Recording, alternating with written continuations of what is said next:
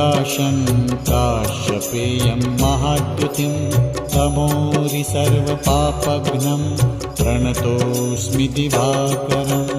ॐ ह्रां ह्रीं ह्रौं स्वः सूर्याय नमः।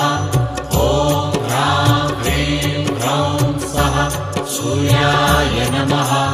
जपाकुसुमसङ्काशं काश्यपेयं महाद्युतिं तमोरि सर्वपापघ्नं प्रणतोऽस्मि दिवाकरम्। ॐ ह्रां